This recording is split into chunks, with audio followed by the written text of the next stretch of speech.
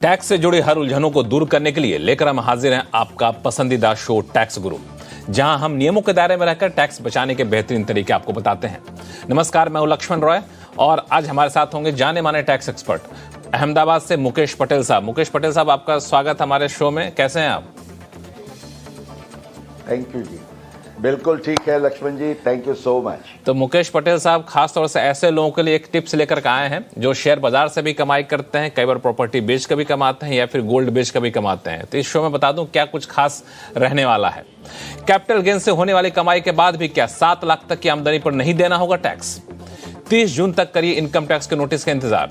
और leave encashment पर कैसे बनती है टैक्स की देनदारी और क्या है सरकार का नया नियम, इन सारे मुद्दों पे बातचीत करेंगे। लेकिन मुकेश पटेल साहब, सबसे पहला मुद्दा वह है जिसका ऐलान किया गया था बजट में भी कि 7 लाख तक की आमदनी आपकी है तो इस पर कोई इनकम टैक्स आपको नहीं देना पड़ेगा। तो लोगों ने यह मान बैठा कि सभी तरह की आमदनी इस प्रावधान के तहत आती है। लेकिन मेरा सवाल यह है कि 7 लाख तक की आमदनी जिस पर कोई इनकम टैक्स नहीं देना पड़ेगा, क्या उसमें सिर्फ सैलरी की आमदनी, रेंट की आमदनी शामिल है या ब्याज की आमदनी शामिल है, या फिर जो कैपिटल गेन से आमदनी होती है वो भी इसमें शामिल है? अगर शामिल नहीं है तो मुझे ये बताइए कि इक्विटी से अगर कैपिटल गेन्स का होता है तो ये 7 लाख तक की आमदनी पर टैक्स नहीं लगेगा। ये नियम कहां तक प्रभावी है? बिल्कुल लक्ष्मण जी, आपने बहुत मुद्दे का सवाल खड़ा किया है और सही समय पे किया है, क्योंकि अभी 1 अप्रैल से ये नए प्रोविजंस आए हैं। अब जब हम मोटे तौर पे ये कहते रहे कि भाई 7 लाख की आमदनी पर 0 टैक्स होगा, तो ये समझ लेना ज़रूरी है कि ये आमदनी में कैपिटल गेन्स का कोई समावेश नहीं होना चाहिए, तभी आपको ये पूरा फायदा मिलेगा। क्योंकि जो सेक्शन 87 कैपिटल ए में 25,000 का रिबेट है, वो 7 लाख की नॉर्मल इनकम के जो टैक्स रेट्स हैं उसी पर आपको ये 25,000 का रिबेट का पूरा फायदा मिलते हुए 0 टैक्स होता है। लेकिन अगर जैसे आपने बताया कि इक्विटी का लॉन्ग टर्म या शॉर्ट टर्म गेन होता है किसी को मार्केट से, जिसके लिए रेट है, लॉन्ग टर्म के लिए रेट है 10%, शॉर्ट टर्म के लिए रेट है 15%। अब एक हम छोटा सा चार्ट हमारे दर्शकों को ये कार्यक्रम के साथ दिखा रहे हैं, जिससे उनको सहूलियत से पता भी चले हम क्या समझा रहे हैं। अब मान लीजिए किसी की 7 लाख तक की इनकम है, तो 7 लाख में से जो 3 लाख तो हमारा बेसिक एग्जम्पशन है अब नए टैक्स रिजीम में 115 बीएसई में, तो रह गए लॉन्ग टर्म में 4 लाख। उसमें 112A में 1 लाख का लॉन्ग टर्म का एक विशेष एग्जम्पशन है, तो रह गए टैक्सेबल 3 लाख। अब 3 लाख पर 10% के हिसाब से आपका टैक्स बनता है 30,000 पर। ये ख्याल रखना है 112A में क्लियरली लिखा गया है कि आपको 87A का कोई रिबेट नहीं मिलेगा। इसलिए मान लीजिए आपकी 7 लाख की पूरी LTCG इक्विटी की इनकम है, तो आपका टैक्स रहेगा 30,000 जैसे हमने चार्ट में दिखाया है। अब आपका शॉर्ट टर्म मान लीजिए ये 7 लाख पूरा शॉर्ट टर्म है, तो उसमें से 3 लाख का बेसिक एग्जम्पशन काटते हुए रह गए 4 लाख, और 4 लाख पर 15% के हिसाब से आपके रहे 60,000। अब 60,000 में से इसमें 111A में आपको रिबेट का फायदा मिलेगा, क्योंकि वहां रिस्ट्रिक्शन नहीं है। इसलिए ये आपके जो हमारे 60,000 जो रहे 4 लाख पर 15% के हिसाब से, उसमें से 25,000 का रिबेट आप डिडक्ट करेंगे, क्योंकि 7 लाख से आपकी आय कम है, तो आपका टैक्स भरने का रहेगा 35,000। तो LTCG के केस में 30,000, STCG में 35,000। ये आपके लिए सही जवाब है लक्ष्मण। तो मोटे तौर पे जो मैं समझ पाया वो ये है कि अगर आपकी आमदनी 7 लाख तक है तो आपको कोई टैक्स नहीं देना पड़ेगा अगर आपकी आमदनी सैलरी, ब्याज या रेंट से हो रही है। तो अगर आपकी आमदनी 7 लाख तक की है, लेकिन उसमें अगर इक्विटी मार्केट से होने वाली कमाई है, चाहे short term capital gains tax हो या फिर long term capital gains tax हो, तो वो 7 लाख पे जो छूट मिलती तो वो छूट तो नहीं मिलेगी। जो छूट आपने बताया लॉन्ग टर्म कैपिटल गेन्स का, शॉर्ट टर्म कैपिटल गेन्स का, इसका फायदा आप उठा सकते हैं। तो इस बात का बिल्कुल ध्यान रखिएगा, खासतौर से वो लोग जो शेयर बाजार से कमाई करते हैं या फिर लॉन्ग टर्म या शॉर्ट टर्म। एक और सवाल मेरे मन में ये उठा कि ये तो रही बात इक्विटी से, कई बार कैपिटल गेन्स टैक्स की, कैपिटल गेन्स की कमाई जो होती है वो इक्विटी के अलावा भी होती है, प्रॉपर्टी बेच करके होती है, गोल्ड बेच करके होती है, तो वैसे मामलों में क्या नियम है? वहां आपको रिबेट मिलेगा।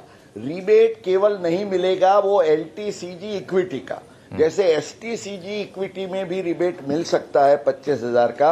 आपका ये जो 20% है, ये भी हमने ये चार्ट में दिखाया है। मान लीजिए 7 लाख का आपका गोल्ड या प्रॉपर्टी से गेन है, 7 लाख तक के अंदर का, तभी आपको ये 25,000 का फायदा मिलेगा, अदरवाइज नहीं मिलेगा। अब उस पर 3 लाख का हम डिडक्शन करने के बाद 4 लाख पर 20% करेंगे तो 80,000 टैक्स होता है। उसमें से 25,000 87A का रिबेट गिनते हुए आपका टैक्स की जिम्मेवारी बाकी रहेगी 55,000, 55,000। तो ये तीनों सिचुएशंस में हमने क्या सिचुएशन उभरती है और क्या नियम है, लक्ष्मण जी हमारे दर्शकों को ठीक ठाक समझाया है। I hope they will appreciate. बिल्कुल बिल्कुल, ये बहुत ही महत्वपूर्ण जानकारी थी जो आमतौर पे छुपी हुई थी इनकम टैक्स के नियमों में या फिर इनकम टैक्स के किताबों में, जो दर्शक नहीं समझ पा रहे थे कि 7 लाख तक की आमदनी आपकी है तो कोई टैक्स नहीं लगेगा, मोटे तौर पर मान लेते थे, लेकिन ऐसा नहीं। इसमें कुछ फाइन प्रिंट्स है, वो फाइन प्रिंट्स है। कैपिटल गेन्स टैक्स वो इक्विटी से हो रही हो या फिर दूसरे प्रॉपर्टी बेच के या फिर गोल्ड बेचकर हो, इसका बिल्कुल ख्याल रखिएगा। चलिए अब शुरू करते हैं सवाल जवाब का सिलसिला। सबसे पहले चलते हैं अहमदाबाद। ध्रुमिल दवे साहब हमारे साथ फोन लाइन पर जुड़ चुके हैं। दवे साहब नमस्कार। नमस्ते सर, कैसे हैं आप? बस बढ़िया। मैंने आपका सवाल सबसे पहले ले लिया क्योंकि हमारे जो टैक्स गुरु हैं आज के शो के, वो भी अहमदाबाद से ही हैं। बताइए क्या सवाल है? बढ़िया सर।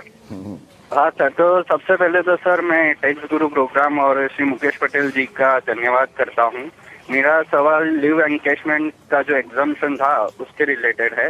और लास्ट में मुकेश सर ने और आपने एक आवाज उठाई थी कि भाई जो उसका नोटिफिकेशन हो वो जल्दी से जल्द जारी हो जाए तो हमें बेनिफिट मिले। तो उसके लिए मैं थैंक यू कहना चाहूंगा मुकेश पटेल सर को और CNBC आवाज के टैक्स गुरु प्रोग्राम को सर।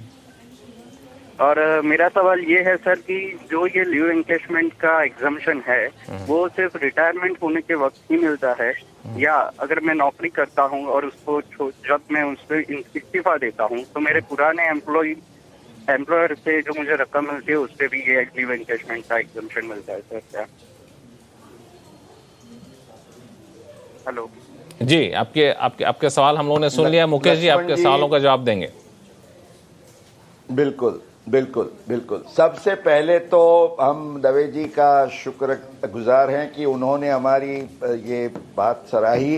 लक्ष्मण जी आपको याद होगा हमारे जिस लास्ट प्रोग्राम मई के शुरू में मैं और आप हम जब डिस्कस कर रहे थे, मैंने ये बड़े ज़ोर से शिकायत की थी और आपने और हमने ये आवाज़ उठाई थी कि ये नोटिफिकेशन जो है 3 लाख का एग्जाम्पशन को बढ़ा के लीव एनकैशमेंट का जो 25 लाख करने में जो विलंब हो रहा था उसको जल्द से जल्द ये दुविधा जो है जो नोटिफिकेशन आ गया इसको दूर किया जाए।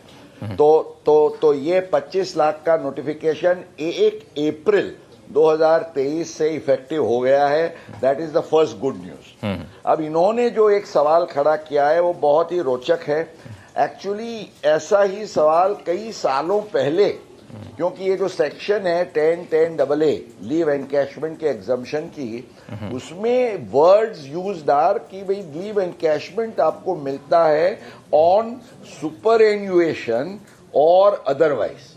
अब सुपर एन्युएशन का मतलब तो हम समझते हैं रिटायरमेंट, पर अदरवाइज में मान लीजिए जैसे इन्होंने बताया कि किसी ने 10 साल की नौकरी की और वो जब वो अपना एम्प्लॉयमेंट छोड़ते हैं तो जो लीव एनकैशमेंट का पैसा उनको मिलता है उसका एग्जम्पशन मिलेगा या नहीं, क्योंकि वो 58 या 60 साल की अभी उम्र नहीं हुई है, he is going to take another job और भी उनको लीव एनकैशमेंट फ्यूचर में मिलेगी। तो बंबई और मद्रास हाई कोर्ट के बहुत यूजफुल डिसीजंस हैं, इनको हम बताएं, जहां ये कहा गया है कि leave encashment is not to be considered only on retirement but even when you are taking voluntary retirement या रेजिग्नेशन फ्रॉम सर्विस।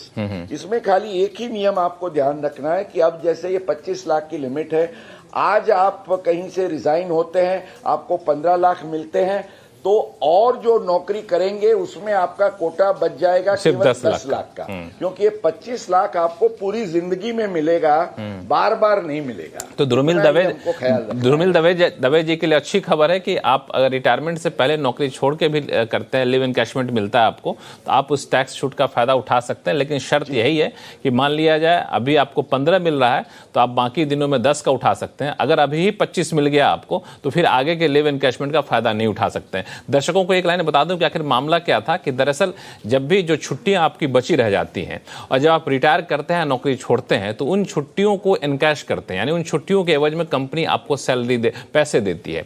अब पहले नियम यह था कि अगर आप सरकारी कर्मचारी हैं तो किसी भी सीमा तक आप उस पैसे पर आपको टैक्स छूट मिलती थी। अब यह है निजी कर्मचारी के लिए सीमा सिर्फ 3 लाख थी। सरकार ने ऐलान किया था कि निजी कर्मचारी के लिए, प्राइवेट सेक्टर के एम्प्लॉय के लिए 3 लाख से बढ़ाकर सीमा को 25 लाख किया जाता है, यानी 25 लाख तक के लिव एनकैशमेंट पे आपको टैक्स नहीं देना पड़ेगा। लेकिन इसका नोटिफिकेशन जारी नहीं हुआ था, अब नोटिफिकेशन जारी हो गया है। 1 अप्रैल से इसे माना जाएगा, यानी 1 अप्रैल से लेकर अब तक आपने कहीं लिव एनकैशमेंट कर लिया है तब भी आप इस टैक्स छूट का फायदा उठा सकते हैं। मुकेश पटेल जी, मैं सही बताया? बिल्कुल बिल्कुल सही बताया लक्ष्मण। चलिए अगला सवाल लेते हैं फरीदाबाद से। सीताराम ठाकुर साहब हमारे साथ फोन लाइन पर जुड़ चुके हैं। सीताराम जी नमस्कार। सर नमस्कार। लक्ष्मण जी धन्यवाद। सबसे पहले मेरा क्वेश्चन आपने सिलेक्ट किया और CNBC आवाज हमारे देश के लिए फाइनेंशियल नॉलेज का एक बहुत बड़ा सेंटर है और मैं कई सालों से आपके इस चैनल से जुड़ा हुआ हूँ और बहुत कुछ सीखा है मैंने इस चैनल से, तो उसके लिए बहुत बहुत धन्यवाद जी। सर अब मैं अपने क्वेश्चन पे आता हूँ जी। मेरा क्वेश्चन है नोटिस पीरियड से रिलेटेड है। मैंने पिछले फाइनेंशियल ईयर में अपना जॉब चेंज किया है, तो नोटिस पीरियड था मेरे लास्ट ऑर्गेनाइजेशन में 3 महीने का, जिसमें से मैंने 1 महीना नोटिस पीरियड सर्व किया और 2 महीने का मैंने पे किया है। ठीक है। और मेरे प्रीवियस एम्प्लॉयर ने वो जो मेरा नोटिस पीरियड सारा सेटलमेंट के टाइम जो हिसाब दिया मेरे को, वो टैक्स काटने के बाद अपना नोटिस रिकवरी कर लिया है और फिर वो जो नोटिस मेरा वहाँ डिडक्ट हुआ है उसको मैंने जो मेरा करंट ऑर्गेनाइजेशन है वहां पर मैंने उसको क्लेम किया है। तो अब मेरा क्वेश्चन है कि मेरा जो टैक्स है वो दोनों जगह कट गया है, यानी कि जो मेरा पिछला एम्प्लॉयर है उन्होंने भी मेरा टैक्स काटा उस अमाउंट पे और फिर जहां मैंने अभी मेरा करंट एम्प्लॉयर है वहां उन्होंने भी मेरे को टैक्स काटने के बाद वो मेरे क्लेम सेटल किया है। ठीक है सीताराम। तो अब मैं जी हाँ बताइए सवाल क्या, पहले ये बताइए। तो मैं अभी जानना चाहता हूँ कि एक्चुअल में वो जो पैसा है वो तो मुझे पिछले एम्प्लॉयर ने तो दिया नहीं, एक्चुअल में वो मैंने जो मेरा करंट एम्प्लॉयर है वहां से लिया, लेकिन टैक्स मैंने 2 जगह भर दिया। हाँ। तो मैं अब उसको कैसे मैं रिफंड क्लेम कर सकता हूँ ITR के थ्रू या और क्या तरीका है? मुकेश पटेल जी के पास जाऊंगा, लेकिन एक सवाल मैं आपसे पूछ लूं कि आपने जो 2 महीने सैलरी वहां पे डिडक्ट करवा दी पुराने एम्प्लॉयर के पास, नोटिस पीरियड सर्व नहीं किया, तो क्या उस 2 महीने के दौरान आपने नए एम्प्लॉयर के पास जॉब शुरू कर दिया था आपने? हाँ नहीं, वो वहाँ जो मैंने अपना जब रेजिग्नेशन दिया था उस रेजिग्नेशन में मैंने क्लियर लिखा था कि मैं 3 महीने की बजाय 1 महीने आपका नोटिस सर्व करूंगा। नहीं वो समझ गया मैं। 2 महीने जो बाकी के 2 महीने, तो उस 2 महीने के दौरान आपने कहीं काम किया था दूसरे एम्प्लॉयर? ठीक है। मुकेश पटेल जी क्या कहेंगे इनके लिए? बड़ा पेचीदा सवाल, लेकिन बहुत ही व्यवहारिक है, बहुत सारे कर्मचारियों के लिए ये सवाल पैदा होता है। पेचीदा सवाल है, लेकिन जैसे उन्होंने बताया कि वो टैक्स गुरु रेगुलर देखते रहे हैं और उनको फायदा हुआ है कई बार, आज हम उनको एक और फायदा कराते हैं लक्ष्मण जी। बिल्कुल। उनके लिए खुश खबर, भले सवाल पेचीदा जरूर है पर उसका एक उत्तर, और मैं जो बता रहा हूं वो with supported by an income tax appellate tribunal decision. अब जैसे इनके केस में सवाल है कि उनको सैलरी तो केवल 12 महीने की मिली है, लेकिन उनका टैक्स कटा है 14 महीने, क्योंकि वो 2 महीने का जो नोटिस पीरियड है वो उनके हाथ में नहीं आया, एम्प्लॉयर ने टीडीएस काटा। अब उनका जैसे सवाल है कि मैं क्या ये रिफंड मांग सकता हूं और मुझे 12 महीने की सैलरी दिखानी होगी या 14 महीने की। अब ऐसा ही सवाल हमारी अहमदाबाद बेंच 2017 में एक डिसीजन खड़ा हुआ था नंदिन हो रेबेलो के केस में। ये आप जरा नोट कर लीजिएगा, गूगल पर भी जाएंगे तो आपको ये डिसीजन मिलेगा। केवल एकमात्र एक डिसीजन है, पर ये बहुत अच्छी तरह से एनालिसिस करके ट्रिब्यूनल ने ये कहा कि जब टैक्स पेयर को, एम्प्लॉई को 2 महीने की सैलरी मिली ही नहीं है तो रियल इनकम थियरी पर इस पर टैक्स वसूल नहीं करना चाहिए। इसलिए उन्होंने ये कहा, क्योंकि टैक्स पेयर ने क्या किया था कि 14 महीने की इनकम दिखा के उसमें से 2 महीने की जो सैलरी थी वो जो नहीं मिली थी उसको रिड्यूस करके नेट 12 महीने की इनकम दिखा के उन्होंने जो 14 महीने का टीडीएस कटा था वो दिखा के उसकी क्रेडिट मांगते हुए रिफंड मांगा था, और ट्रिब्यूनल ने एम्प्लॉय की फेवर में डिसीजन देते हुए उसको रिफंड भी दिया। ये हो सकता है सीताराम जी कि आपको शायद अपील में जाना पड़े अगर ये आपका व्यू एक्सेप्ट नहीं होता है तो, पर आपके लिए एक कानूनी आधार है, उसके आधार से आप अपने आईटीआर में ये जरूर क्लेम करिए। ये हमारी आपको एडवाइस रहेगी। फिर कोई दिक्कत है तो आप हमें लिखिएगा tax@moneycontrol.com पर। और फिलहाल वक्त है छोटे से ब्रेक का। ब्रेक के बाद बताएंगे कि न्यू टैक्स रिजीम में एनपीएस पर टैक्स छूट के क्या है नियम, बताएंगे छोटे से ब्रेक के बाद। स्वागत है। और सबसे पहले सवाल लेने से पहले एक मुद्दा जो सभी टैक्स पेयर्स को ध्यान रखना चाहिए कि जिनको लगता है कि इनकम टैक्स के नोटिस आ सकते हैं तो बस इस महीने भर का इंतजार करिएगा 30 जून तक का। अगर 30 जून तक नोटिस नहीं आते तो आप निश्चिंत हो सकते हैं। मुकेश पटेल साहब, क्या सफाई दी है सरकार ने इसमें?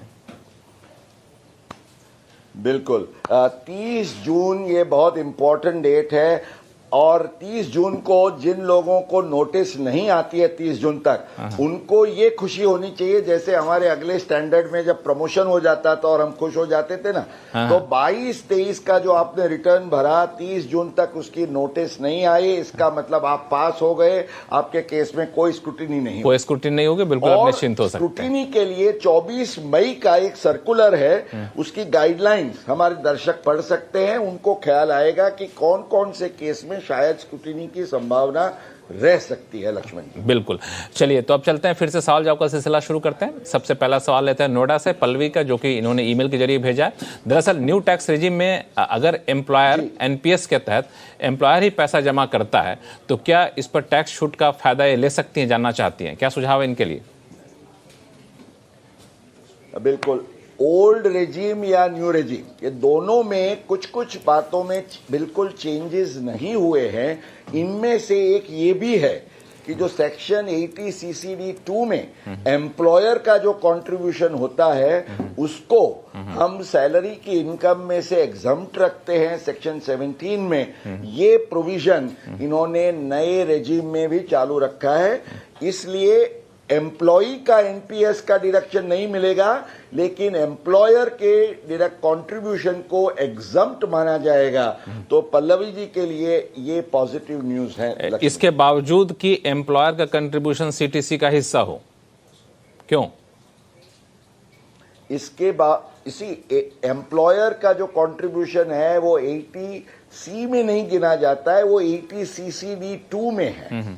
80C और उसमें एम्प्लॉई का कंट्रीब्यूशन जो है, तो 80C पे उन्होंने निषेध लगाया है।